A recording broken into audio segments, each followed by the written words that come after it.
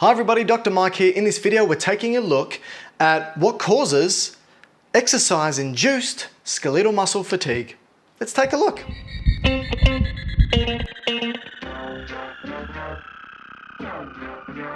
Now let's first define what exercise-induced skeletal muscle fatigue is. Effectively, this is when you get really tired from doing exercise. But if you want to look at the actual definition, it's a reduction in power and force from the contracting skeletal muscle, which can effectively diminish your performance. So this is obviously really important for athletes and those participating in sports, because it means that they can no longer perform at the level in which they need to for performance. So let's take a look at what causes the fatigue. To understand that, however, we need to understand how skeletal muscle contracts, because it's all about knowing how the contraction occurs. I have done a detailed video on what we call the neuromuscular junction. I suggest you watch it, but if not, don't stress, because I'm going to go through it in a more simplistic view right now. So to begin, we know that in order for us to perform some sort of movement, it must begin at the brain. Now it's going to begin at the cortex, called the motor cortex, but also deeper structures like the basal nuclei and thalamus as well. But effectively, the signal must begin at the brain. So I said we're oversimplifying it. We'll go into more detail in a sec.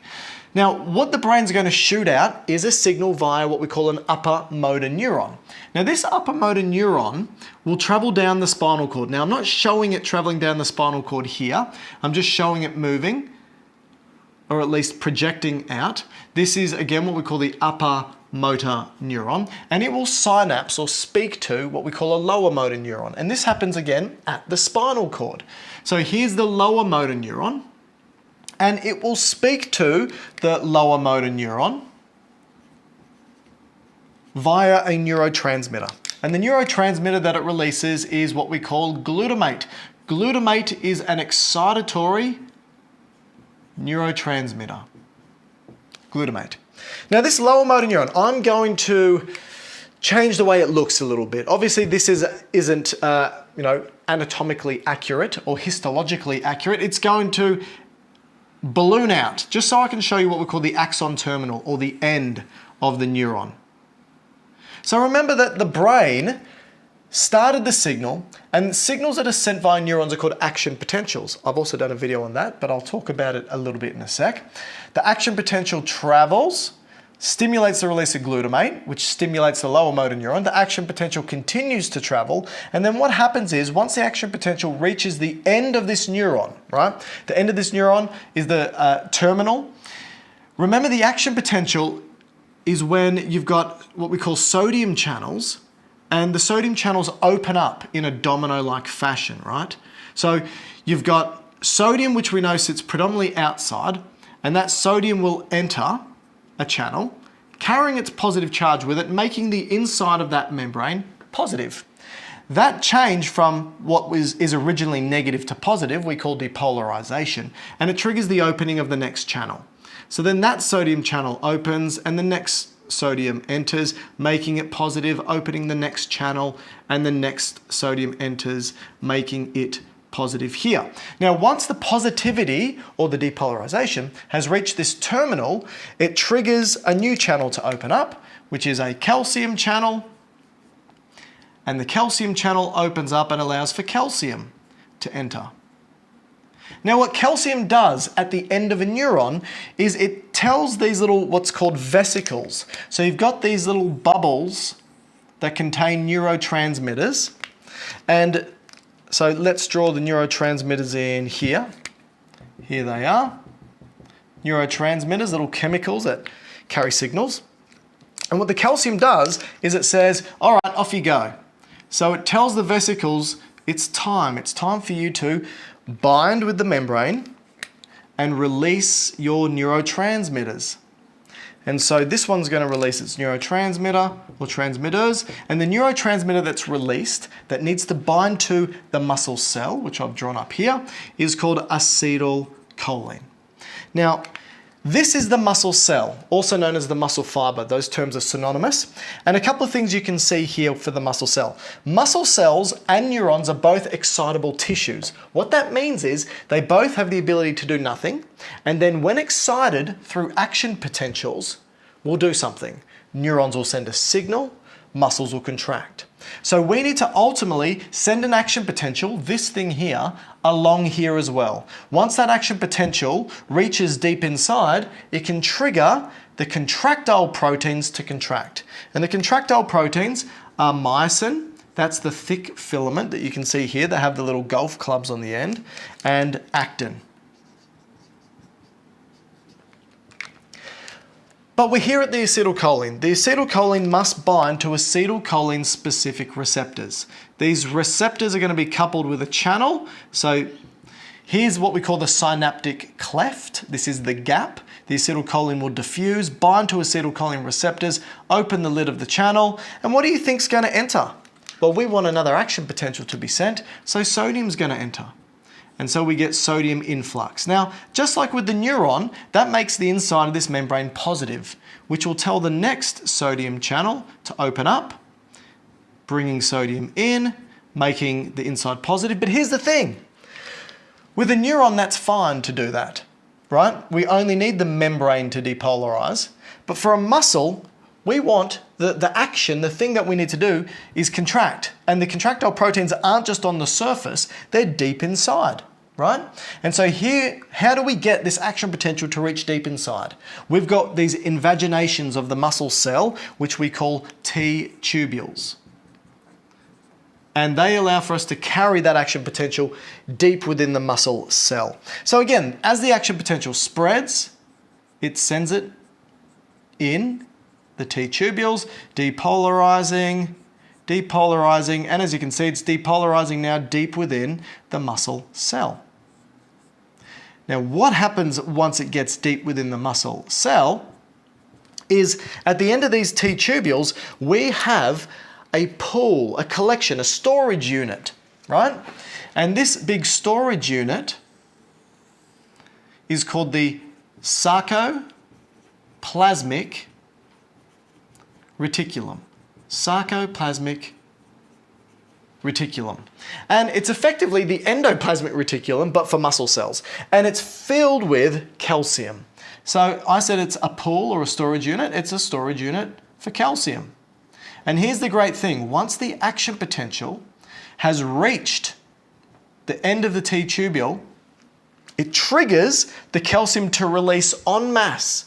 Just a huge release of calcium, and it needs to do this through a channel which is called, strangely enough, a ryanodine receptor. Even though it's got the name of a receptor, it's a channel.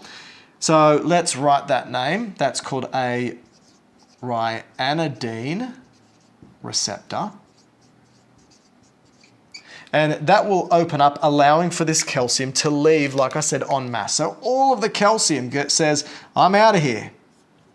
And this is important because when you flood a muscle cell with calcium, that's the signal to contract. But how? How does that happen? Well, let's move over here to discuss. What we've got here is the myosin and the golf club or the arm of the myosin with its head, and we've got the actin up here. But here's the problem. Let's say we've flooded this system or flooded this microenvironment with calcium. And it says, all right, time to contract.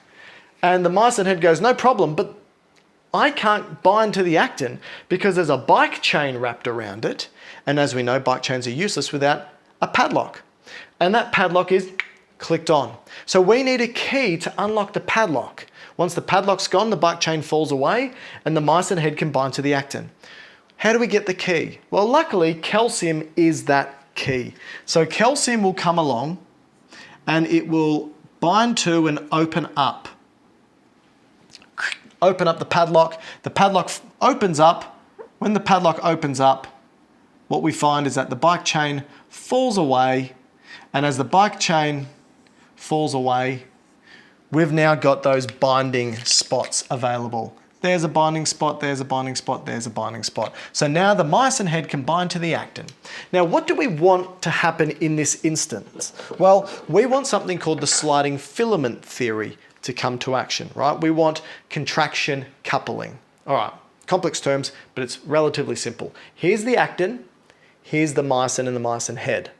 We want that myosin head to cock into position, bind to one of the binding pockets on the actin, and then perform what's called the power stroke, which is the contraction.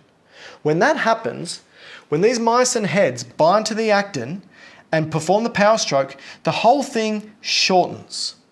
It shortens, and that's contraction. Now, it needs to do that multiple times, right? If it just did one cycle, so cock into position, bind, power stroke, that will only shorten the muscle by around about 1%. So we need to then pop it off, cock into position, bind, and just keep doing it, right? How do we do that? Let's take a look quickly at these steps here. Because again, I know that you're going, Mike, what's going on? I need to know about fatigue. We can't talk about it without going through these concepts. So the first step is we've had the calcium. Calcium is allowed for the myosin head to bind. But here's the thing. We need ATP. So we need ATP to bind to that myosin head. Now, that ATP needs to hydrolyze. What's hydrolysis? That's where we take water and we use it to break that ATP up. What do we break it up into? We break it up into ADP, adenosine diphosphate, and inorganic phosphate. Now what that does is when the ATP binds to the myosin head and then turns to ADP and phosphate, that gives it the energy to cock into position, so you see that there, and bind, and you see that there. Now it's cocked into position and bound. Now what we need is we need the phosphate to leave. The ADP will still be bound, but we need the phosphate to leave. And when the phosphate leaves, contraction occurs. So importantly, we need phosphate to leave for contraction to occur. That's an important point for muscle fatigue. So let's just highlight this again, right? Just so everyone gets it, right? Let's say we've done one contraction. That myosin head is actually stuck after one contraction. How do we get it off? We need ATP, new ATP. So new ATP comes along, binds to the myosin head, pops off. ATP turns into ADP and phosphate, cocks into position and binds. The phosphate, or the inorganic phosphate, pops off, allowing for the power stroke to be performed, and then ADP pops off. But now it's stuck. What do we need? Well, it starts again, more ATP. ATP allows for it to pop off, turns to ADP and phosphate, cocks into position and binds. Then the phosphate will pop off, power stroke, then ADP pops off, and now we need new ATP, and it begins again. But take home message here, contraction won't occur unless the phosphate pops off. All right, now I think we have set the scene. Two really important points here is this. Contraction won't occur. 1, without calcium. 2, without ATP. Let's write this down. Contraction won't occur without calcium and without ATP. The other important thing is this. If we're talking about exercise-induced fatigue, any disruption from the brain to the motor neuron, to the neurotransmitters, to the lower motor neuron, to other neurotransmitters, to action potentials, to calcium stores, to ranitidine receptors, to the actin and myosin themselves, to the availability of the ATP, disruptions in any of these things can cause exercise-induced fatigue. And you know what? It does. So it's complex. Now here's the thing, we broadly break it up. Here is called central fatigue. So basically all the nervous stuff we call central fatigue. Central fatigue. So this is fatigue generated or originating from the nervous system. And then we can have what's called peripheral fatigue. And peripheral fatigue is everything distal from the neurons. So basically what's happening in the muscle itself. Both contribute to exercise-induced fatigue. Let's first start with the peripheral fatigue. So, what causes peripheral fatigue? Well, like I said, it's complex, and we need to understand a couple of really important points. First important point is this. There's a number of background factors that affect how likely you are to fatigue from exercise. What are these background factors? Well, one important background factor is your fitness level, right? So do you train a lot? Do you not? Are you an athlete? Are you sedentary? Your fitness level determines how likely you are to fatigue from a given exercise. Another point is your nutritional status is very important.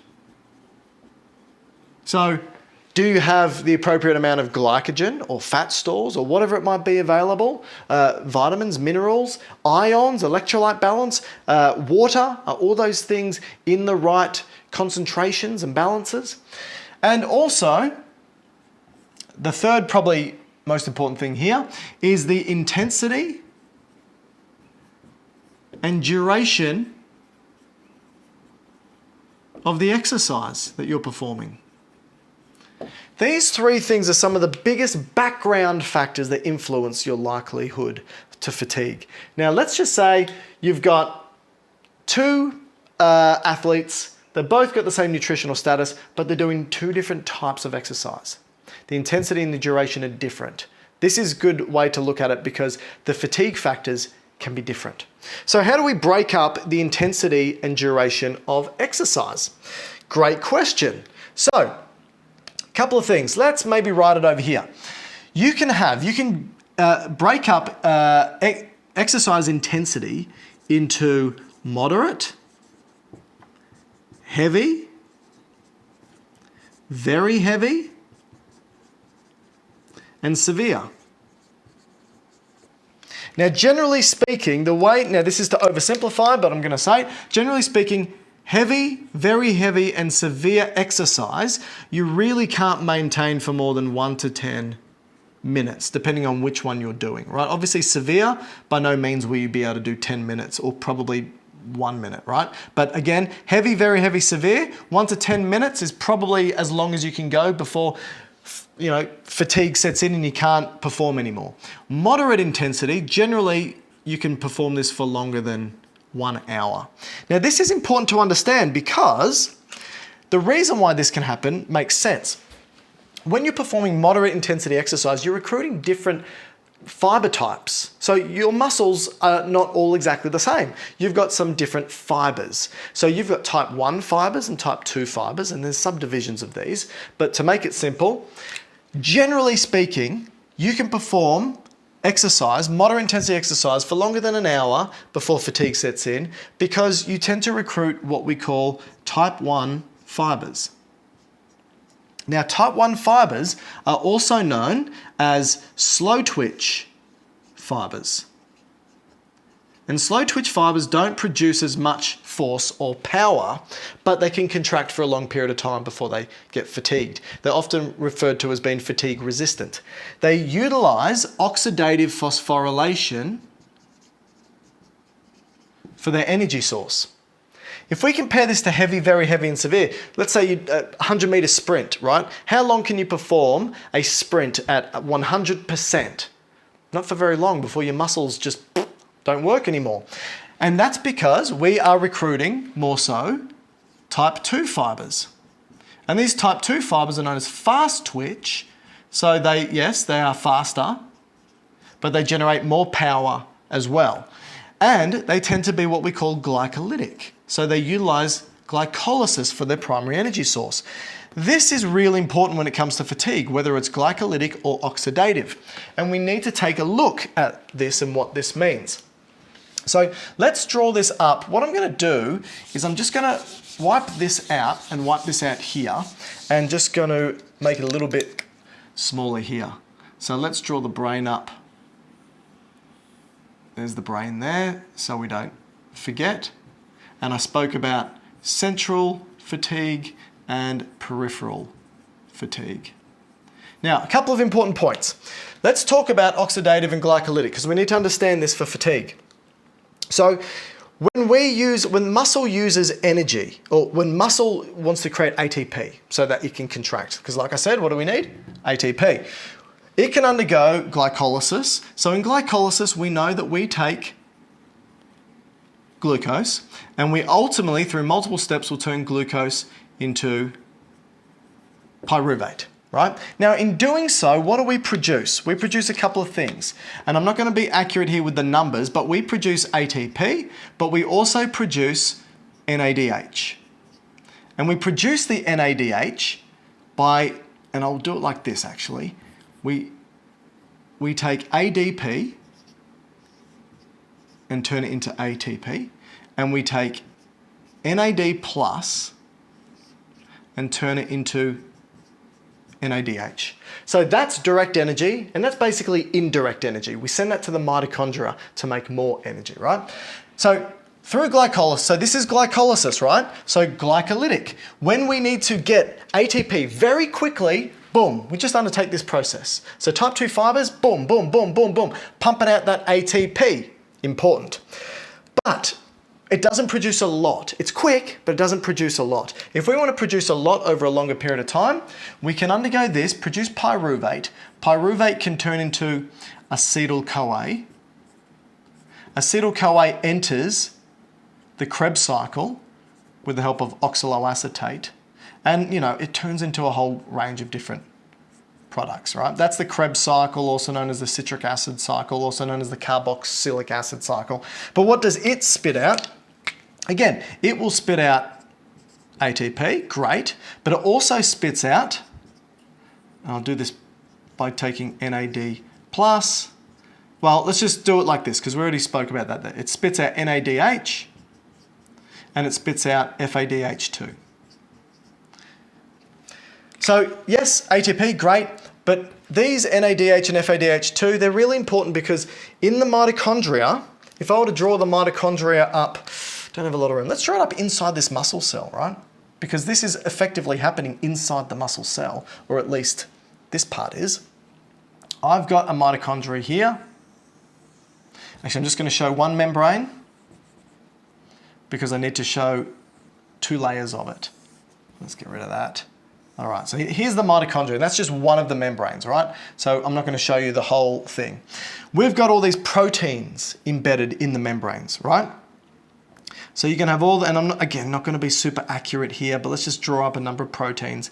And then let's just draw up this important little pump here. Okay. So we have NADH and FADH2. What they effectively do is NADH and FADH2, they are holding on to hydrogen ions and they're holding on to electrons. That's what they've actually plucked off these molecules. They just carry hydrogens and electrons. Now the electrons are given to these proteins and they play hot potato with the electrons, right? And in doing so, they excite them to be able to pump hydrogens into this space. So we start to accumulate hydrogens in this space. And as we know, those hydrogens will move down their concentration gradient through this turbine. This turbine will spin, and what do you think it produces? A whole bunch of ATP. Great. But the thing is this, those electrons are damaging. And here, the electrons are just going to accumulate here. We don't want them to accumulate. We need something to mop it up. What we call the ultimate or final or terminal electron acceptor. That's oxygen. So what oxygen does is oxygen will take on board electrons and protons, and what do you think it ultimately turns into? Water, right? The negative electron balances out the positive proton, so it's an H, and it goes with water, and the heaps of them accumulate, and we produce water as a byproduct. Great, but it can only happen with oxygen available. And this is the oxidative type 1 fibers. So they can do this if they have constant oxygen available to them. All right, you might be thinking again, where's the fatigue stuff? Well, let's now take a look. If we look at heavy, very heavy and severe exercise, what is the major cause of fatigue here? Well, first thing is this. I go to do a 100-meter sprint. You say, Michael, sprint as fast as you can for as long as you can. Oh my God, okay. I'll sprint as fast and as long as I can. I go, oh my God, I'm doing it really well, and then all of a sudden my muscles, after let's say 30 seconds, become really quite fatigued. I'm diminishing power and force from my muscles. Why? One is this. I'm taking all of this ATP because I need contraction, relax, contract, relax, contract, relax all the time. And in doing so, what am I producing a lot of? Inorganic phosphate. So under heavy, very heavy and severe exercise, I start to, and I want to write this somewhere. Let's write this. I'm going to wipe this off again. And let's do another little breakout box here, shall we? under heavy, very heavy, and severe exercise, right? Super short term. What do? I produce huge amounts of inorganic phosphate. The inorganic phosphate accumulates. So all this inorganic phosphate in this area accumulates. Think about it here. These want to contract, right? You've got all this inorganic phosphate accumulating because I just keep contracting so I can sprint. But here's the problem. If you accumulate all this inorganic phosphate in the microenvironment, how likely is that inorganic phosphate to pop off? So if there's a high concentration here, you know concentration gradients, right? Things will move from a high concentration to a low. It's going to be less likely to pop off. So it just says, there's too many of me around here. I'm just going to stay here on the myosin. And it stays on the myosin. If it stays on the myosin, you don't get the power stroke happening. So an increase in, where have I put it? An increase in inorganic phosphate reduces skeletal muscle contraction because it reduces the power stroke. Important. Another thing happens is this. If we're increasing the amount of inorganic phosphate in this area here, because we've also got the concurrent increase of calcium, calcium and phosphate come together. So remember in bones, we have something called hydroxyapatite. That's calcium and phosphate coming together to form crystals that make bone hard. So this phosphate can exist in other forms. This phosphate can exist as hydrogen phosphate. And that hydrogen phosphate can bind to the calcium. And what it forms is a precipitate. Now, it's poorly soluble, right? And it's not a crystal like it is in the bone because there's other things involved there, but they do come together. And now think about that. If the phosphate and the calcium come together, you're getting rid of the calcium. There's less calcium available, and if there's less calcium available, you're not unlocking the troponin and tropomyosin. No contraction. So there's two things. One is that the concentration gradient, it changes, and two, precipitates. I'll just write that with calcium, right? Not great. All right, what's the other thing that happens here? The other major factor is an increase in hydrogen ions. All right, let's talk about this, an increase in hydrogen ions. Now you might be thinking, oh, here's the increase in hydrogen ions, but that's oxidative, moderate intensity. No, that's not where the increase in hydrogen ions come from. Here's the thing. When you take ATP and hydrolyze it, hydrolyzation means you need water. Now this process, right, I'll draw it here. You take ATP and you take water, and what you end up producing is ADP plus inorganic phosphate. That's cool, because that's what we've got there, plus hydrogen ions. That's one of the products, hydrogen ions. So through ATP hydrolysis, we increase hydrogen ions. Now, people used to say, I thought the hydrogen ion increase was due to lactic acid. So remember this. I said to you, heavy, very heavy, and severe exercise are glycolytic, which means they effectively only do this part of the equation, right, for energy. And the reason why is when you're running really, really fast, you require a lot of energy really quick, right? Now, that's quick, super quick.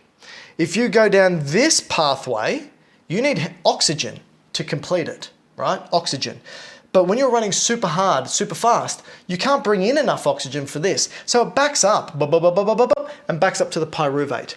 And what people used to say is, when this happens and we don't have enough oxygen here, we don't go through this, what we call oxidative phosphorylation, which we call aerobic respiration. We go through anaerobic respiration, and that pyruvate turns into lactic acid.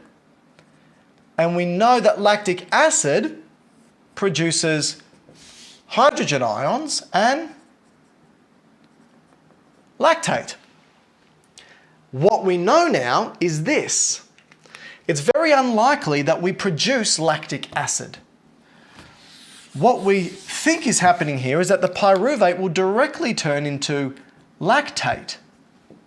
And in that process, this is important, it doesn't release hydrogen ions. Lactate binds to hydrogen ions. And we know this because the whole reason why pyruvate turns into lactate here is because one of the limiting factors to produce this ATP is we need NAD plus available.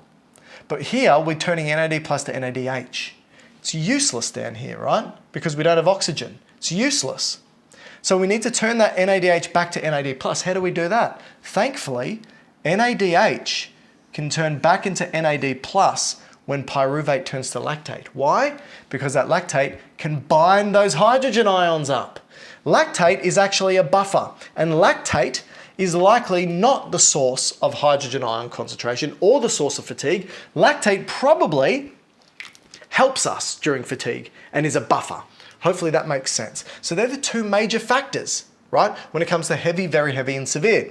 What about when it comes to moderate intensity exercise? So moderate intensity exercise. Well, the main factors contributing here is this: reactive oxygen species. What are they? All right, think about this. So remember, moderate intensity exercise, oxidative. You're doing it for a long period of time and it's using oxidative phosphorylation. So it's playing hot potatoes with electrons. These electrons can leak. So if these electrons start to leak out, electrons are dangerous. Excuse me.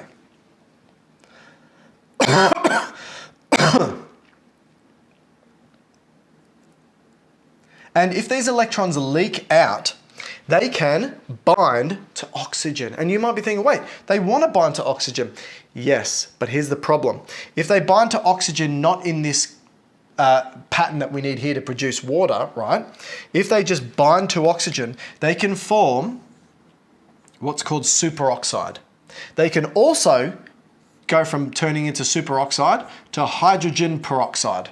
So you've got superoxide and hydrogen peroxide. They're both reactive oxygen stresses or reactive oxygen species. What do? They are damaging, right? They damage proteins. They like to steal electrons, right? That's what they want to do. These reactive oxygen species, they're known to damage the ryanodine receptor. Now think about this. If they damage this ryanodine receptor, we need this receptor to work in a patterned way so that when the action potential is sent, huge amounts of calcium are released. And that huge amount of calcium unlocks contraction can occur. But if you're accumulating reactive oxygen species, it can leave this ryanodine receptor just open, like the door's cracked open a little bit. So let's say it's like this and the door's cracked open just a little bit. What this means is over time, our calcium just leaks out. And that means when the time comes and we need that huge amount to leave, we have less available. And that translates into less of a contraction, less force, less power, and fatigue, all right? So that's reactive oxygen species. And the other thing here is simply a reduction in available ATP. And the reason why is as you exercise over longer periods of time, you're reducing the amount of glycogen that you have, because remember, this whole process needs to happen starting at glucose. We need glycogen stores. And glycogen turns into glucose. Now, we don't have huge amounts of glycogen. After 1 hour of moderate intensity exercise, we're starting to get close to exhausting our glycogen levels. So the reduction in glycogen results in a reduction in ATP. Let's write glycogen, because it's probably more accurate to say a reduction in glycogen. And these are the two major factors contributing to fatigue for moderate intensity exercise. All right, you might be saying you haven't spoken about central fatigue, and I haven't. And the reason why is this. Effectively, central fatigue can happen at the brain, the upper motor neuron, and the lower motor neuron, and the neurotransmitters. So brain, neurons, transmitters. The brain can be affected through motivation, right? Motivation and perceived effort. So a couple of things can happen here, right? as you start to exercise, you accumulate all of these factors, this milieu, and if it becomes acidic, that environment, from all the hydrogen ions accumulating, you can start to get pain, and that pain feeds back to the brain, and it alters your perception. And you go, this is getting hard, this is getting difficult, I'm in pain, it's uncomfortable, and that contributes to fatigue. In addition to that, alterations of these neurotransmitters as well. If you keep pumping them out, you're less likely to be able to reuptake them appropriately and push them out at the appropriate time. That contributes to fatigue. And in addition to that, when you do exercise, you sweat. What comes out in your sweat? Sodium, right? And when the sodium comes out in your sweat, it can alter the ion balance, and that can alter the action potentials that are sent. But that's not the only thing. Here's the other thing. As you accumulate these products, right? Inorganic phosphate, hydrogen ions, reactive oxygen species, and other things throughout this, they get detected in the muscle by receptors. And these receptors send a signal back to the nervous system, right? And here's the thing, I'm gonna move this. The signal that it sends back to the nervous system, so let's say it's here, it gets detected. Here's a neuron detecting what's happening, right? Oh my gosh, there's all these hydrogen ions and inorganic phosphates and ADP accumulating. It sends a signal back, not necessarily to the brain, but it sends it back to the spinal cord, right? Back to the spinal cord. And at the spinal cord, it speaks to a neuron that sits in between, what's called an interneuron. So here's an interneuron. And this interneuron is inhibitory.